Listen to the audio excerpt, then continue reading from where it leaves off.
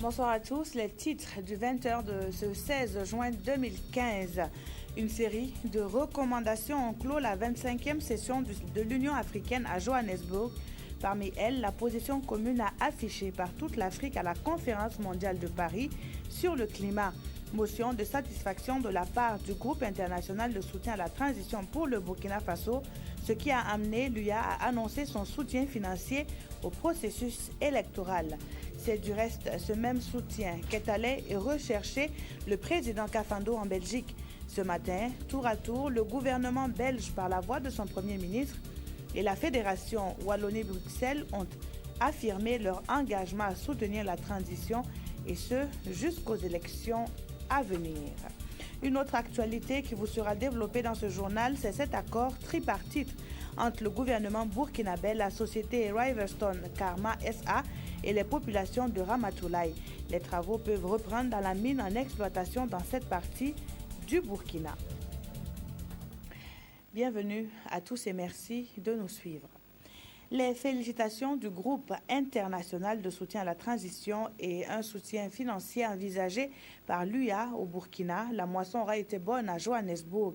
Le Premier ministre et sa délégation ont pris part à la clôture du 25e sommet de l'Union africaine, au cours de laquelle ces annonces ont été faites. Une série de recommandations a également été énumérée et l'on peut retenir la position commune que va afficher l'Afrique à Paris lors du sommet sur le climat prévu dans la capitale française. Les détails avec nos envoyés spéciaux Jean Zongo et Moumouni Soubeiga. Symboliquement, hier au chef d'État, des machines vraiment assez modernes pour aider les femmes.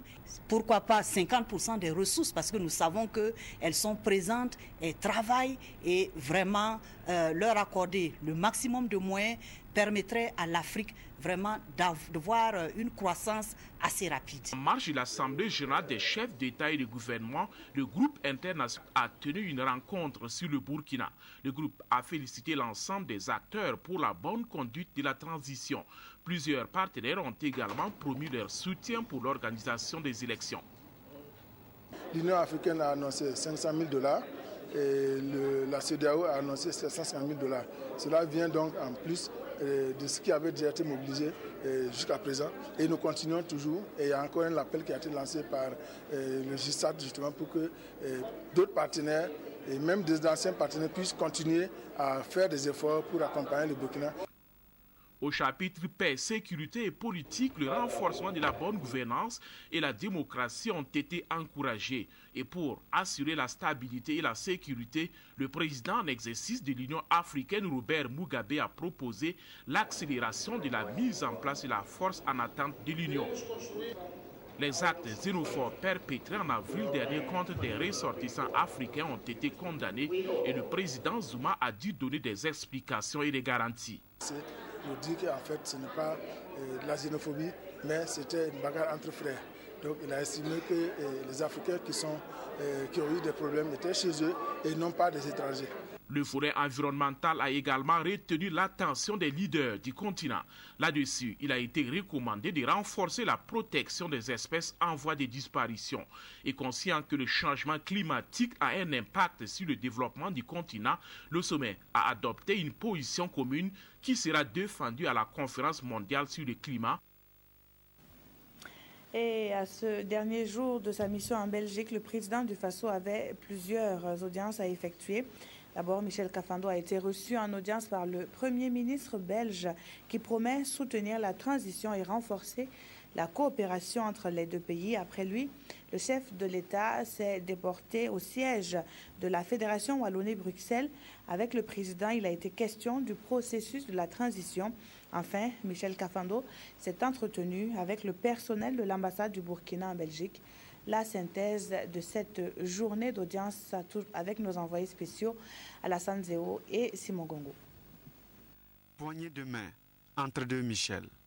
Charles Michel et Michel Kafando ont passé une heure d'échange ici au château Val-du-Chêne. Comme à chacune de ces rencontres, le président du Faso a fait le point de la transition et demande le soutien de la Belgique. Le Premier ministre belge, lui, les a encouragés et promet le soutien. Et j'ai eu l'occasion de dire tous mes encouragements pour le travail qui est réalisé par le président, par ses équipes, pour faire en sorte que la transition puisse se passer dans les meilleures conditions possibles et que le processus électoral puisse se préparer pour que cela se passe avec le meilleur succès possible dans l'intérêt de la population du Burkina Faso, ce qui est le souhait du président également. Nous souhaitons d'abord faire en sorte que le Burkina Faso soit à nouveau sur les listes des pays partenaires prioritaires de la Belgique en matière de coopération, notamment pour le développement économique et social, et ça va permettre que les liens entre la Belgique et le Burkina Faso soient resserrés et d'une manière plus opérationnelle, on puisse voir de quelle manière on peut soutenir les efforts du gouvernement afin de rencontrer les défis auxquels ils sont confrontés. Assuré du soutien de la Belgique, Michel Kafando s'est rendu à la Fédération Wallonie-Bruxelles pour voir son ministre-président. Là aussi, Rudi Demotte s'est dit impressionné par la conduite de la transition et promet l'appui de la communauté française de Belgique. Le président du Faso a par la suite reçu le personnel de l'ambassade du Burkina en Belgique pour des encouragements dans la défense de l'image du Burkina. Et c'est un autre soutien qui est attendu par le Burkina Faso et son processus est en cours. Les députés du Conseil national de transition ont adopté à l'unanimité la loi portant autorisation et ratification des accords de subvention et de prêt de la Banque mondiale. L'Institut devrait débourser à cet effet près de 60 milliards de francs CFA. Bouma Ernest Nébier. C'est à l'unanimité que les députés du CNT ont voté la loi portant autorisation de ratification des accords de prêt et de dons conclus le 25 avril dernier à Washington entre le Burkina Faso et l'Association internationale de développement IDA. Par ce financement d'un montant global de 100 millions de dollars américains, soit environ 60 milliards de francs CFA, la Banque mondiale entend soutenir le gouvernement burkinabé dans la lutte contre la pauvreté. Dans un contexte de baisse de recettes propres de l'État, cet appui budgétaire, selon le ministre délégué en charge du budget, tombe à pic. Ces ressources n'ont pas de destination précise, à l'opposé des appuis projets, parce que c'est des appuis budgétaires qui viennent abonder les ressources du trésor public. Et à ce moment, il est loisible à l'État burkinabé d'utiliser ces ressources dans des domaines qu'il aura jugés prioritaires et c'est certainement en lien avec les priorités du budget 2015 qui prennent en compte véritablement les attentes des populations burkinabées depuis l'insurrection du 30 et 31 octobre. Après l'étape du CNT, a dit le ministre, tout sera mis en œuvre par l'État pour accélérer les procédures de décaissement car la baisse du dollar a déjà des effets négatifs sur la somme. De la date de signature au 15, donc de la date de signature au 12 juin, c'est pratiquement 2 milliards qui ont été perdus à travers ce qu'on qualifie de perte de change.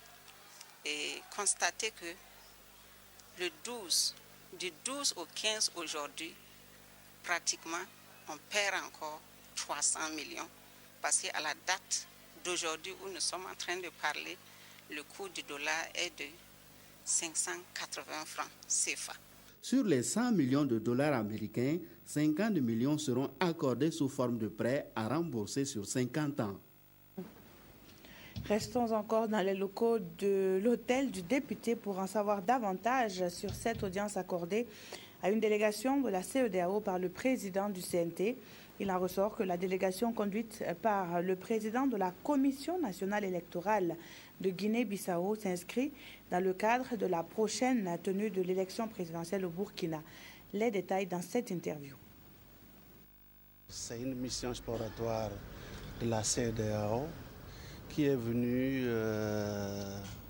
saluer le peuple burkinabé et avoir un entretien avec plusieurs acteurs de processus pour savoir comment les choses se passent. Nous sommes en train de recueillir les informations concernant les préparatifs du processus électoral. Comme vous savez, la CEDEAO donne l'assistance technique à tous les pays membres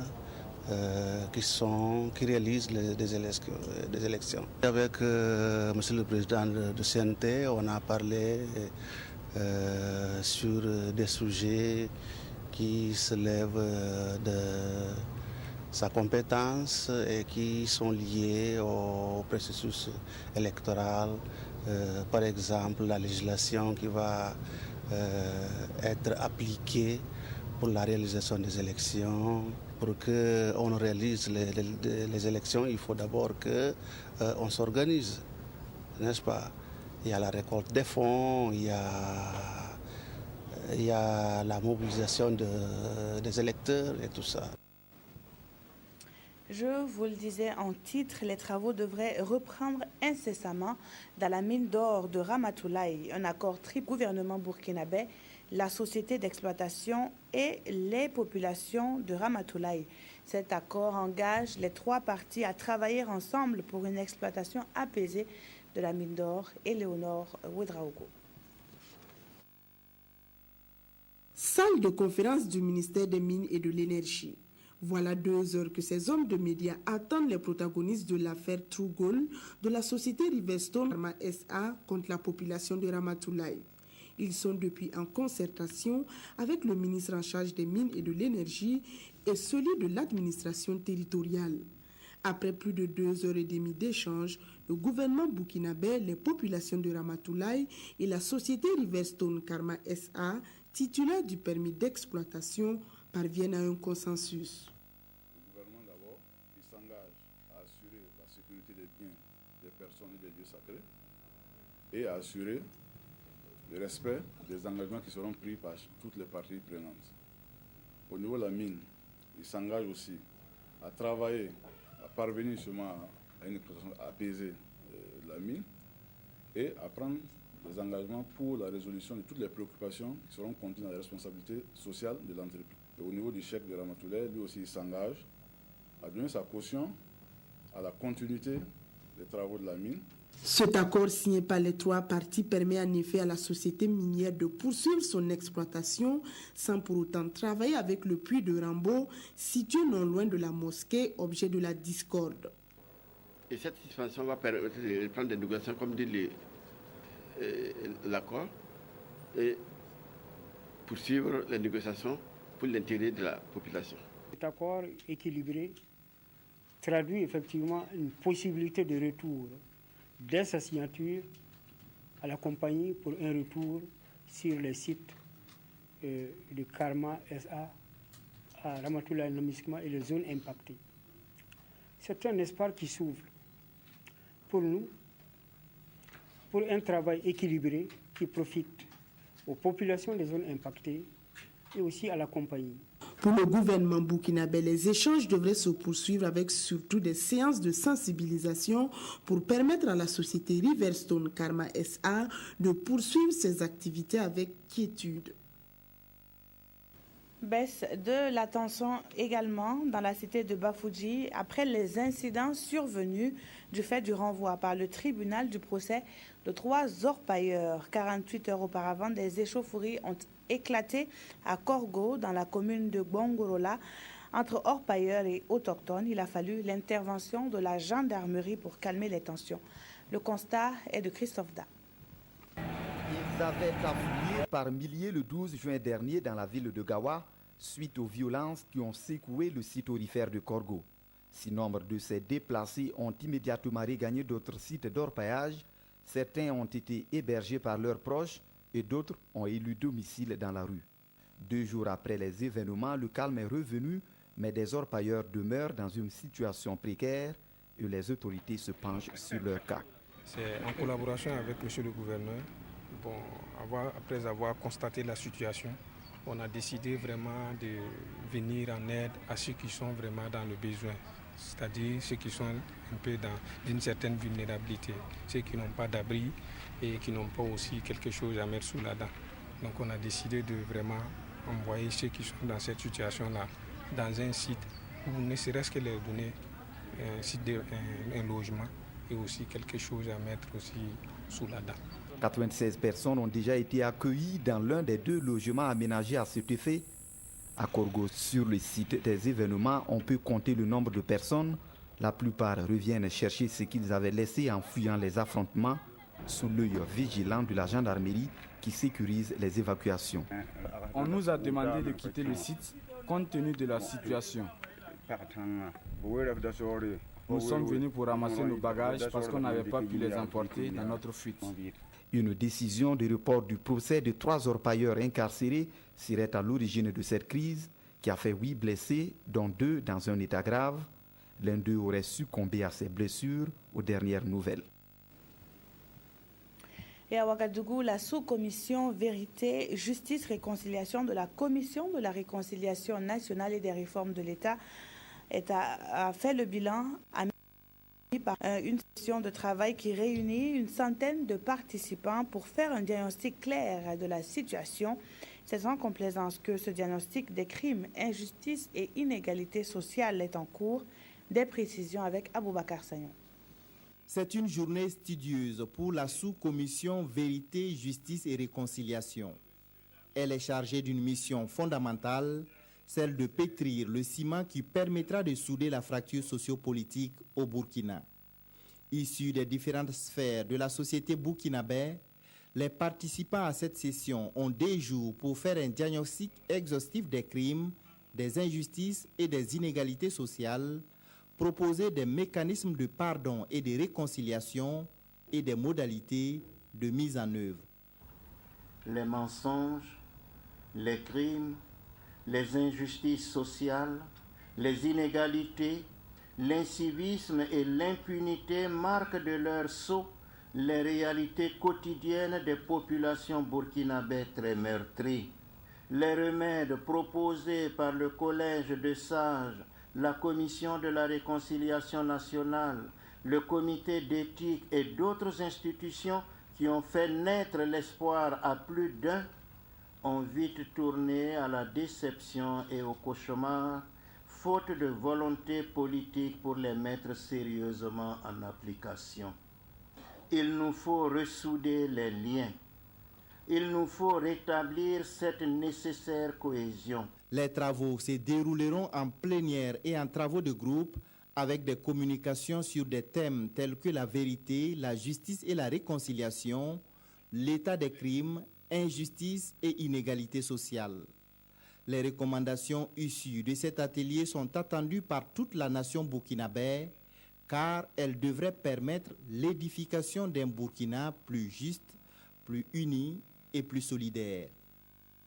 Ouvrons à présent la page consacrée à la vie des partis politiques et l'on commence par ces nouveaux militants de la nouvelle Alliance du Faso. La NAFA a présenté en fin de semaine dernière de nouveaux militants venus renforcer les bases du parti dans les provinces du Kadiogo et du Bazega. Ismaël Diloma Sirima, reportage.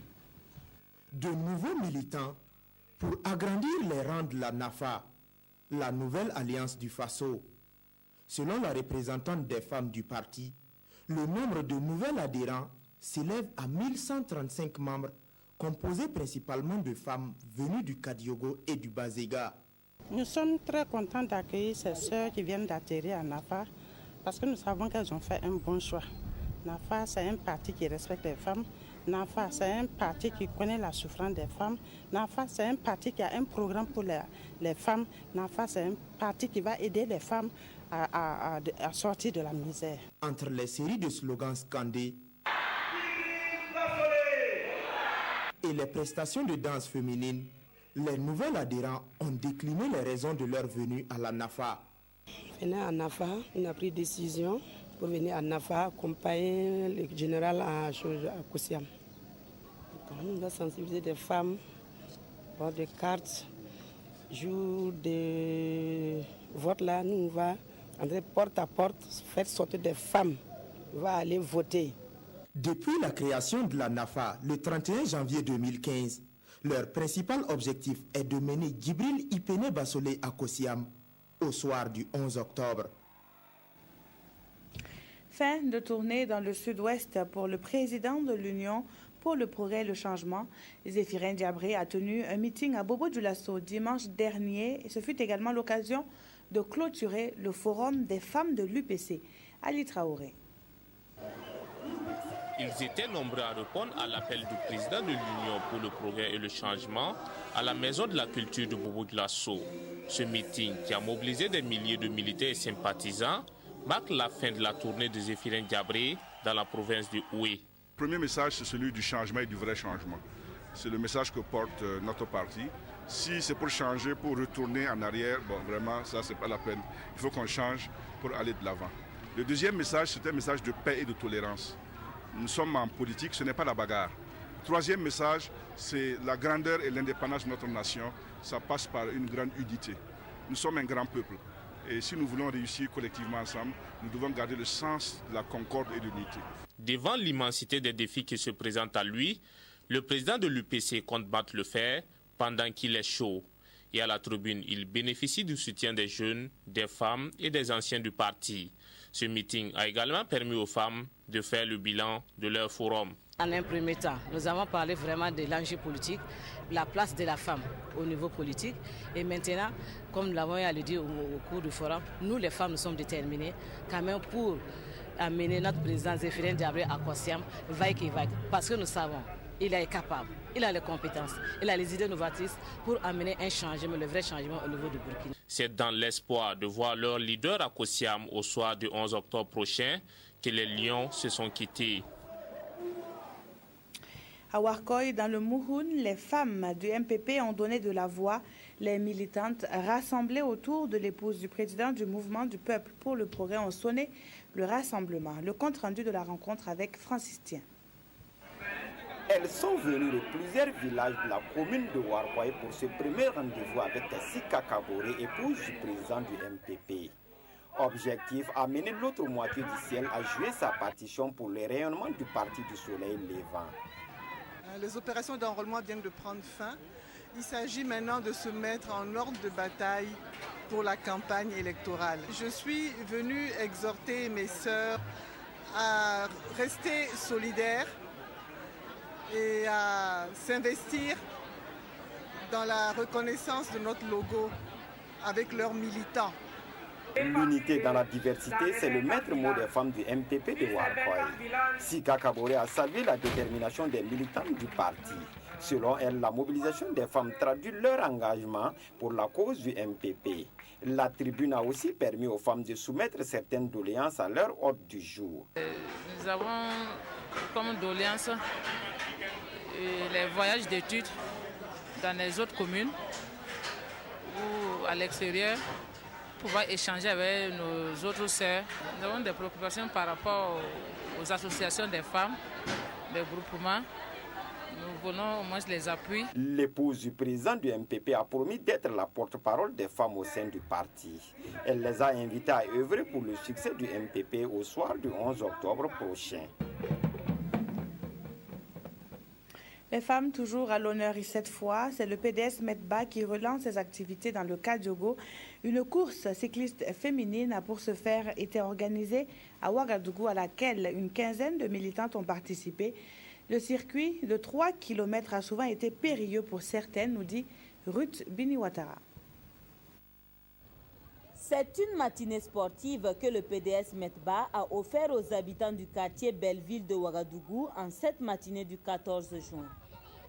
Le sport pour fédérer, mais aussi et surtout du sport pour relancer les activités de ce parti politique qui affûte ses armes. Avec les femmes et les jeunes, nous sommes en train de mener la lutte que notre peuple a les 30 et 31 octobre menée pour l'insurrection populaire. Donc à ce titre, nous pensons que nous devrions continuer cette lutte-là. Au menu, du cyclisme. Et voici le top départ donné avec une quinzaine de coureurs et un circuit de 3 km à boucler. À cet exercice, Bibiane Bougouma s'élance et sans grande peine devant ses concurrentes. Une détermination et une soif de victoire qui l'amènent à poursuivre cette course à pied lorsque la mécanique de sa monture fait des siennes. Ouf pour ce bon samaritain qui vole à son secours avec un vélo de rechange. Elle poursuivra sa course et tentera de reprendre sa place malgré le retard accusé. Elle se classe finalement deuxième puisqu'Élise Kaboré a profité de sa mésaventure pour prendre la tête. Il faut tenir compte des préoccupations des femmes. Ce matin, les vélos que nous avons utilisés n'étaient pas en bon état. De l'avis général, le sport a été allié à la bonne humeur et elles espèrent de meilleures conditions pour une prochaine fois. Un fonds salvateur pour les commerçants burkinabés, c'est celui dénommé Fonds de garantie commerciale. Le syndicat national des commerçants du Burkina a procédé au lancement de ce fonds qui devrait atteindre le plafond de 100 milliards de francs CFA. L'objectif étant de permettre aux commerçants de contracter des prêts pour financer ou booster leurs activités. Hippolyte Milogo, Dramandadian.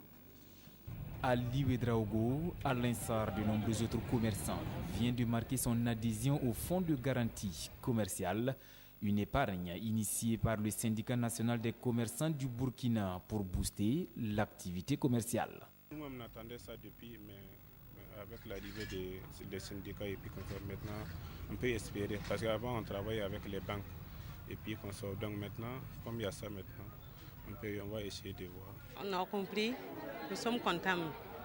Voilà, ça là, c'est pour nous aider à faire notre affaire. Vraiment, nous, on prie Dieu, cette chose-là grandit. Ces fonds récoltés seront placés dans des institutions financières pour servir de garantie aux petits et moyens commerçants et leur permettre d'avoir accès au crédit. Et pour cela, ils souhaitent l'accompagnement de l'État. Ce fonds sera placé auprès des institutions financières et servir de garantie pour permettre aux commerçants d'avoir accès au crédit. C'est un engouement qui suscite vraiment la volonté de la mise en œuvre de ce fonds. Et nous croyons que cette mise en œuvre va au moins aussi permettre au gouvernement et aux autorités de nous accompagner pour la mise en œuvre de ce fonds de garantie. Un objectif de 100 milliards de francs CFA par an est visé par le syndicat et pour y parvenir, il compte parcourir toutes les villes du Burkina en vue de mobiliser le maximum d'abonnés.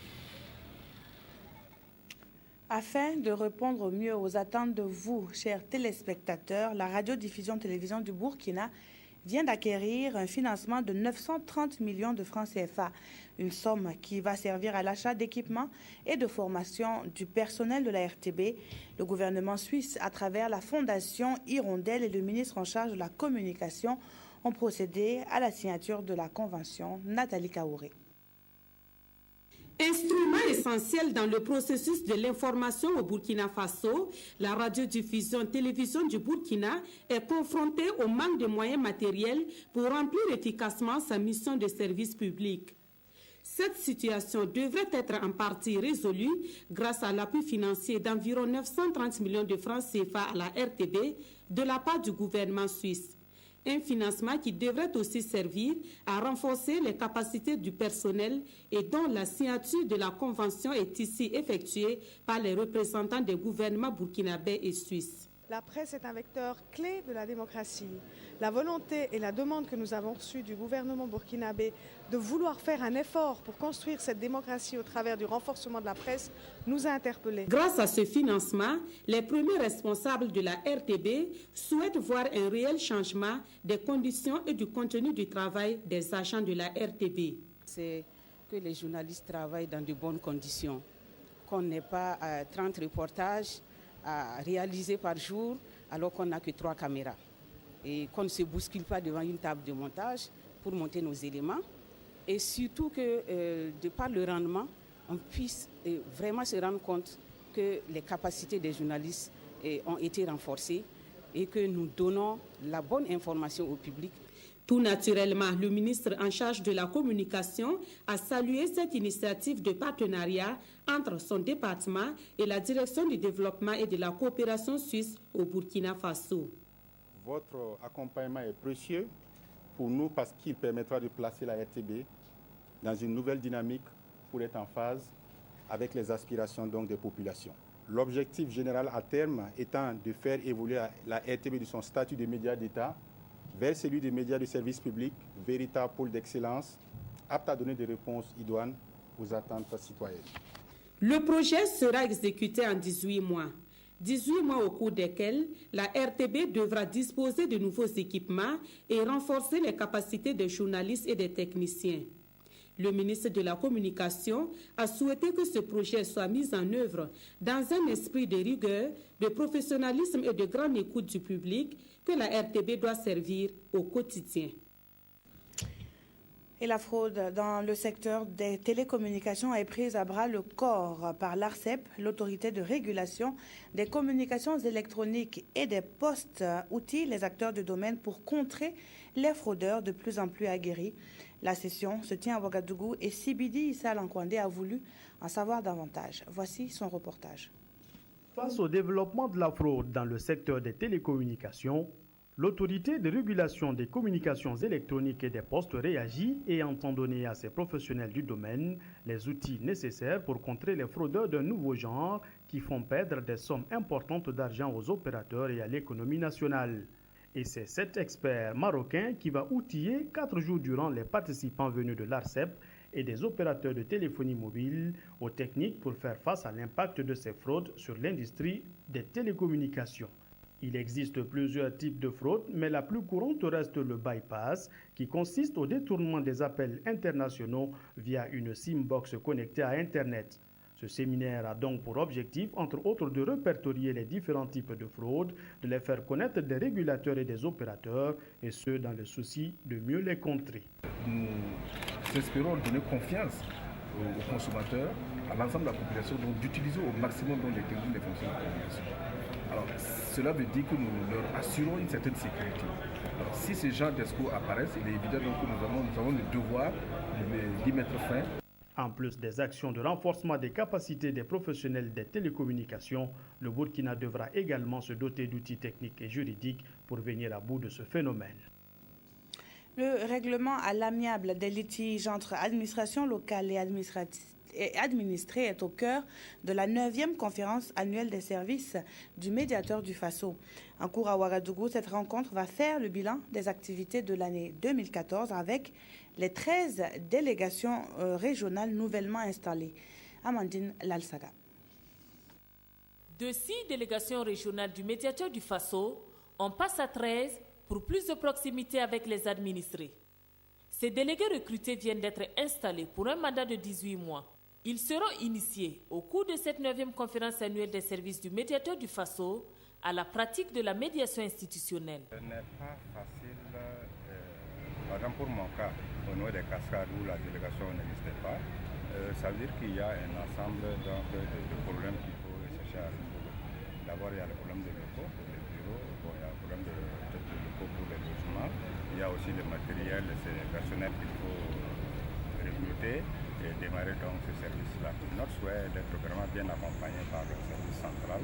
Il s'agirait également au cours de cette rencontre de réfléchir sur le renforcement du fonctionnement des délégations régionales et de présenter le rapport d'activité de l'équipe sortante.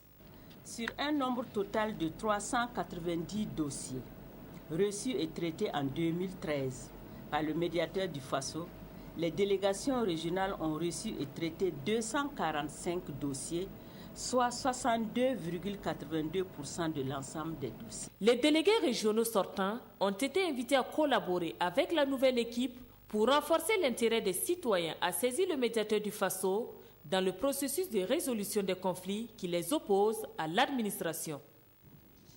10 ans après sa création, la Fédération des associations islamiques du Burkina a tenu son premier congrès ordinaire. La capitale a été le lieu de convergence des congressistes venus de tout le pays pour se pencher sur des thèmes comme l'islam et la cohésion sociale. La clôture du congrès a été suivie pour nous par Mounira Kéré, dont voici le reportage lu par Nathalie Savadogo. C'est désormais lui, le secrétaire exécutif national de la Fédération des associations islamiques du Burkina Faso. Cheikh Sidiki Mohamed Koné a été élu au cours du premier congrès de la Fédération.